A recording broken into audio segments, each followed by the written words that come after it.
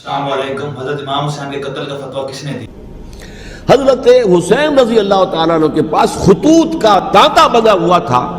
کوفے سے لوگ خط لکھ رہے تھے، آئیے آئیے آئیے، ہم آپ کے ہاتھ پر بیعت کریں گے، ہم آپ کے ہاتھ پر بیعت کریں گے، ہم آپ کے ہاتھ پر بیعت کریں گے. یہی وہ کوفہ جو حضرت علی کا دارالخلافہ رہا تھا اور جو پھر سبائیت کا گڑھ بن گیا تھا. چنانچہ حضرت حسین نے حضرت مسلم بن عقیل کو بھیجا وہاں پر کہ میرے نمائندے کی حیثیت سے جا کر وہاں پر بیعت لو. 10-12 ہزار افراد نے بیعت کر لی. لیکن اس کے بعد یزید کی طرف سے گورنر بنا کے بھیجا گیا ابن زیاد کو. ابن زیاد نے آ کر جو تشدد کیا اور سختی کی تو سب کے سب بیعت توڑ کر اور سب منحرف ہو گئے. مخلصین تو وہ تھے نہیں.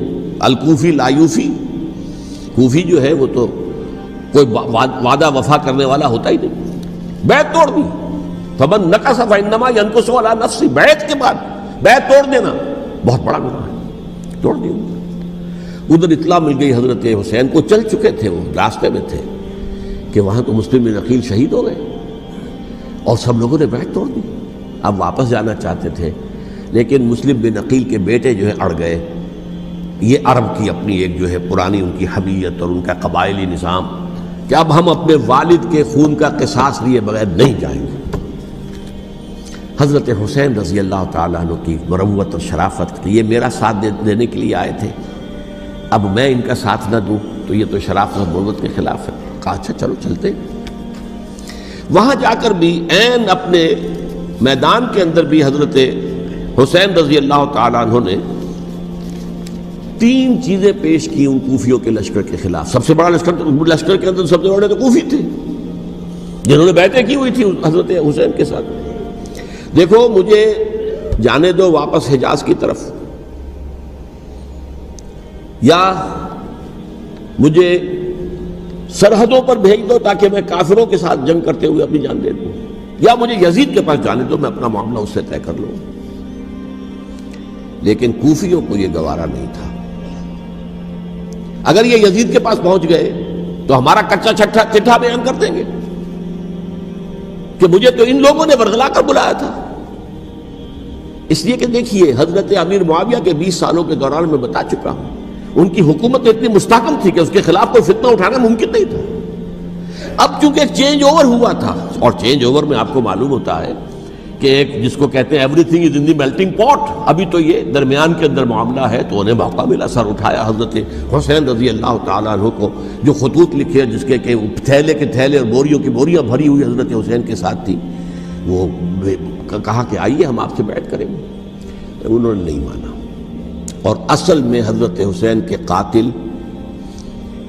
وہ کوفی ہیں، وہ بزدل، وہ منافق جنہوں نے بیعت کر کے بیعت توڑی.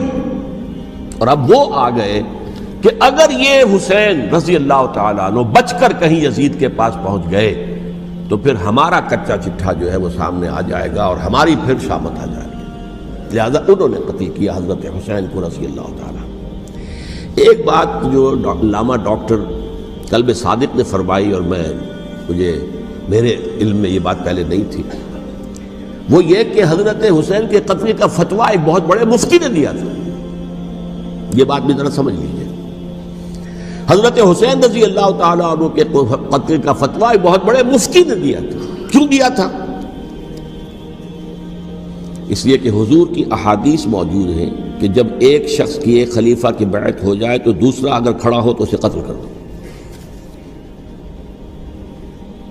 کھلی حدیث. اسی لیے ایک بہت بڑے مفسر بھی ہیں، فقیہ بھی ہیں، قاضی ابن العربی رحمۃ اللہ علیہ. ایک ابن عربی ہیں الف لام کے بغیر، ابن عربی، وہ بہت بڑے صوفی ہیں، فلسفی ہیں، اندلس کے ہیں.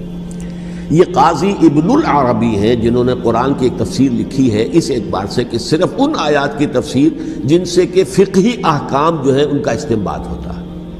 یہ 2 تفسیریں اس طور سے لکھی گئی ہیں قرآن مجید کی. احکام القرآن ان کا نام ہے دونوں کا. جن میں سے ایک جو ہے قاضی ابن العربی کی ہے. ان کا ایک جملہ نقل ہوتا ہے، قتل الحسین بسیف جدہ. حسین قتل ہو گئے اپنے ہی نانا کی تلوار سے. وہ تلوار کیا تھی؟ جب کسی کی بیعت ہو چکی ہو پھر کوئی کھڑا ہو مدعی خلافت